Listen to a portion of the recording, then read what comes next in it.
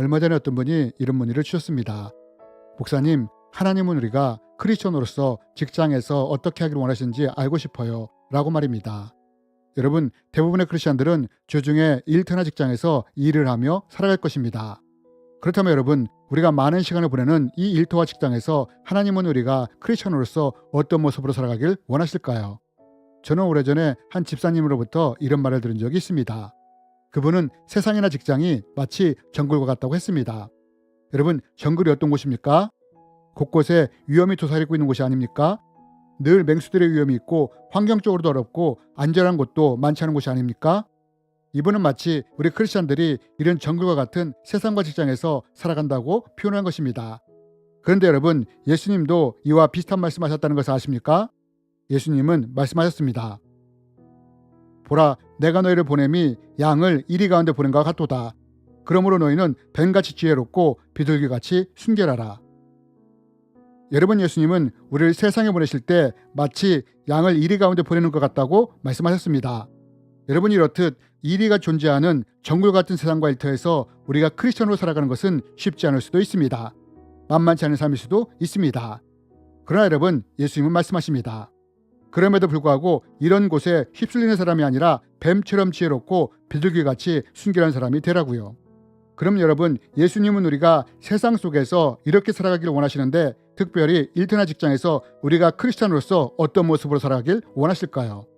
오늘은 이미 일터의 삶을 경험했던 요셉을 통해 우리 크리스천들이 일터와 직장에서 어떻게 살아갈지에 대해 함께 배우기 원합니다. 여러분, 우리가 잘 알다시피 요셉은 형들의 시기로 인해 노예로 팔리게 됩니다. 그리고 보디발의 집에서 노예의 삶을 시작하게 됩니다. 이곳이 바로 요셉의 첫 일터였습니다. 노예라는 최악의 상황에서 일을 시작한 것입니다. 그런데 어느 순간부터 보디발은 이 요셉에게 모든 집안의 것들을 관리하도록 맡깁니다. 여러분, 왜 보디발은 요셉에게 모든 집안의 관리를 맡긴 걸까요? 그것은 보디발이 볼 때 요셉이 믿을만했기 때문입니다. 맡겨진 일에 최선을 다하며 성실했기 때문입니다. 노예로서 노예 근성이 없었기 때문입니다. 여러분, 당시에 노예들이 가졌던 노예 근성이 뭔지 아십니까? 노예 근성이란 주인이 볼 때만 일하고 겉으로만 열심히 하는 척하는 겁니다. 만약 요셉이 뺀질거리거나 겉으로만 열심히 하는 척하는 이런 근성이 있었다면 보디발이 가정총무로 세웠을까요? 여러분, 보디발이 요셉을 가정총무로 세운 것은 요셉이 맡겨진 일에 최선과 성실을 다하고 정직하며 또 하나님이 요셉을 돕는 것을 보았기 때문입니다. 여러분, 우리가 일터에서 크리스천으로 살아갈 때 하나님이 우리에게 원하시는 것이 무엇일까요? 그것은 나에게 맡겨진 일에 최선을 다하며 성실하며 정직한 크리스천이 되길 원하십니다. 여러분, 하나님이 성경을 통해 우리에게 이렇게 말씀하시지 않습니까?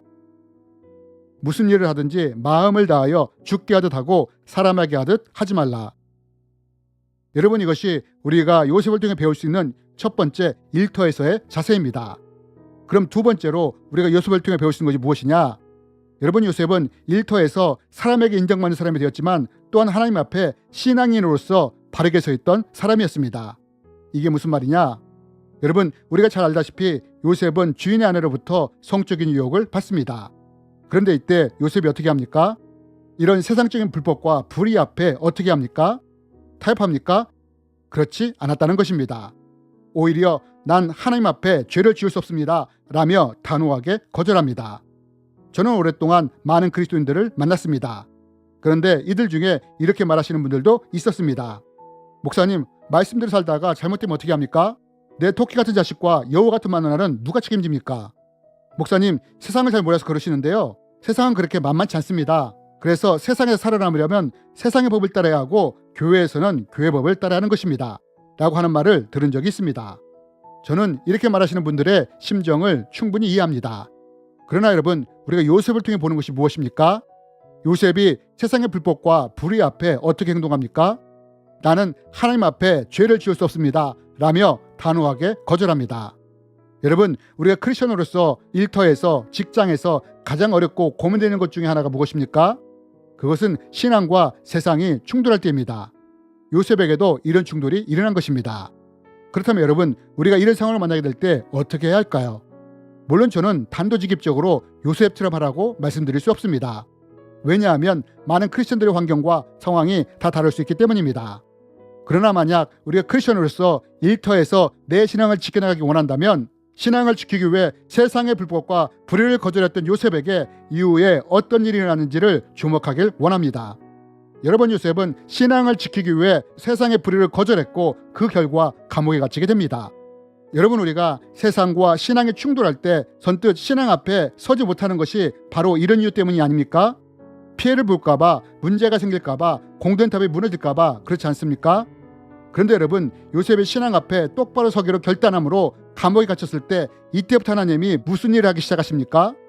하나님은 먼저 요셉으로 하여금 간수장에게 은혜를 입게 하십니다.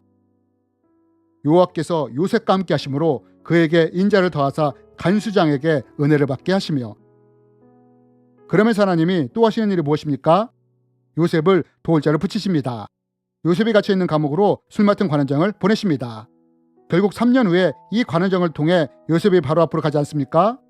그러면서 또 하나님이 무슨 일을 하십니까? 여러분, 요셉의 별명이 무엇입니까? 꿈꾸는 자입니다. 그런데 여러분, 요셉이 감옥에 갇혔을 때 이것이 어떻게 바뀝니까? 하나님이 지혜를 부어주심으로 꿈꾸는 자에서 꿈을 해석하는 자로 바뀝니다. 결국 이 지혜를 통해 요셉이 애굽의 총리까지 되지 않았습니까? 또 하나님이 어떻게 하십니까? 요셉은 보디발에게 충성을 다했지만 오히려 배신을 당하게 됩니다. 보디발이 아내의 말을 듣고 요셉을 감옥에 쳐넣은 것입니다. 그런데 여러분, 하나님은 이런 요셉을 어디까지 높이십니까? 애굽의 제2인자로 높이십니다. 보디발보다 더 높이신 것입니다. 여러분, 이로 인해 보디발이 어떻게 해야 합니까? 자기가 부리던 노예였던 요셉에게 머리를 숙이게 하지 않습니까? 여러분, 이것이 신앙을 지키고자 세상 앞에 무릎 꿇지 않은 요셉에게 하나님이 하신 일입니다.